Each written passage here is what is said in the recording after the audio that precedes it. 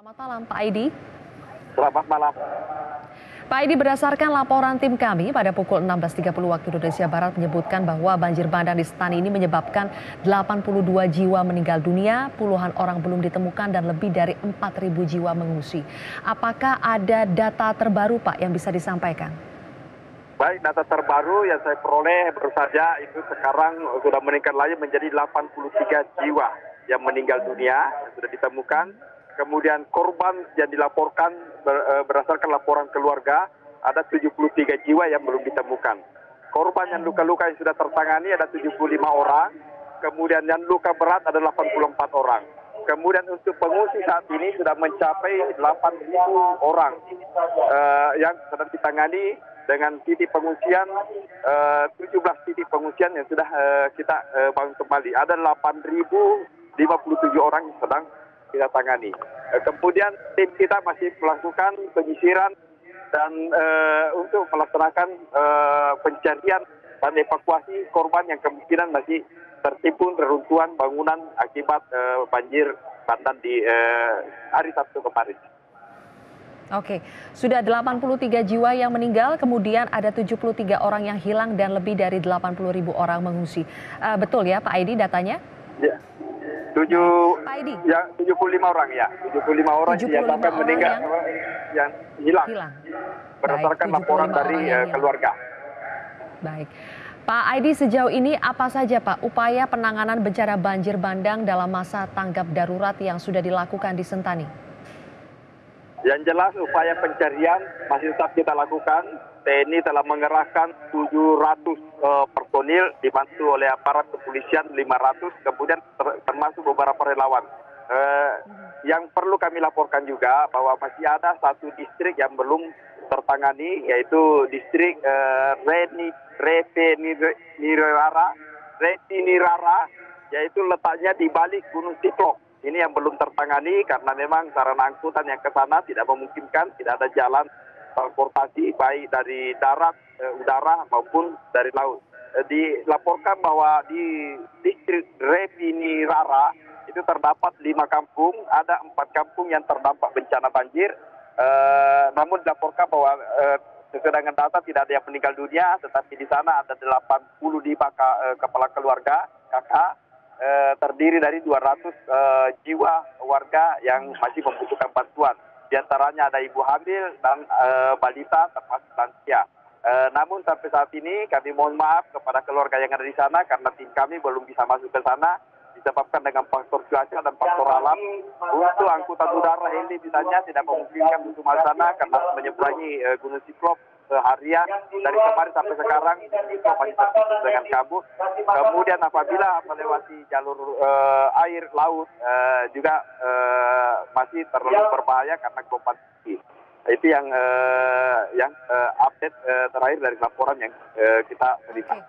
Jadi Pak Aidi, untuk wilayah-wilayah yang masih terisolir, apa upaya yang bisa dilakukan dan berapa lama lagi ini kira-kira bisa untuk dimasuki untuk wilayah yang terisolir ini? Selain dari distrik Retinirara tadi, itu sudah kita bisa tembus semuanya, kecuali satu distrik itu karena memang letaknya di balik gunung, ya di balik gunung Siklop. Kita tetap berupaya mengerahkan personil, kemudian ini masih kita didiskusikan untuk upaya-upaya yang akan kita tempuh dalam rangka penanganan korban yang ada di sana. Namun kita masih bersyukur bahwa laporan yang kita terima bahwa di tempat tersebut tidak ada laporan korban jiwa, memang tapi masih jumlah orang membutuhkan bantuan baik bantuan kesehatan maupun bantuan logistik. Oke, ya. Pak Aidi, informasi yang kami terima dari tim kami yang berada di sana ada 3 distrik yang terisolir akibat jembatan terputus, salah satunya adalah distrik Wayu. Nah, apakah penanganan sudah diupayakan Pak untuk di distrik yang terputus karena ada jembatan yang terputus?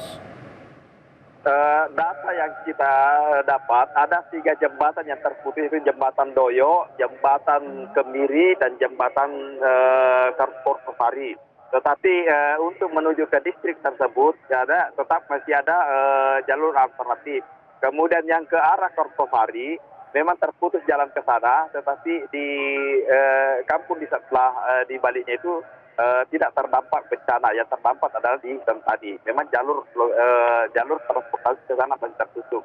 Kemudian di bantaran Danau Sentani juga dilaporkan karena air Danau Sentani meluap, ada beberapa kampung juga yang tergenang air, terendam air. Ini juga masih tim kita sudah ke sana tadi dipimpin oleh Dandim dan sudah memberikan bantuan walaupun belum sepenuhnya bisa terjangkau kepada seluruh masyarakat. Tetapi kita akan tetap laksanakan upaya-upaya tersebut. Ya, Pak, untuk alat-alat yang dibutuhkan, apakah sarana prasarananya ini sudah cukup untuk mendukung, untuk terutama membebaskan atau membuka jalan untuk sejumlah akses jalan dan jembatan yang terputus? Apakah sudah prasarananya sudah mumpuni, Pak? Untuk daerah di sekitar lereng Gunung Siklop, memang tidak memungkinkan alat-alat berat untuk naik ke atas karena itu lereng, tetapi masih terjangkau dengan jalan kaki. Termasuk yang saya sampaikan tadi, daerah-daerah yang jembatannya terputus, itu masih memungkinkan adanya jalan alternatif, karena bukan itu salah satunya jalan.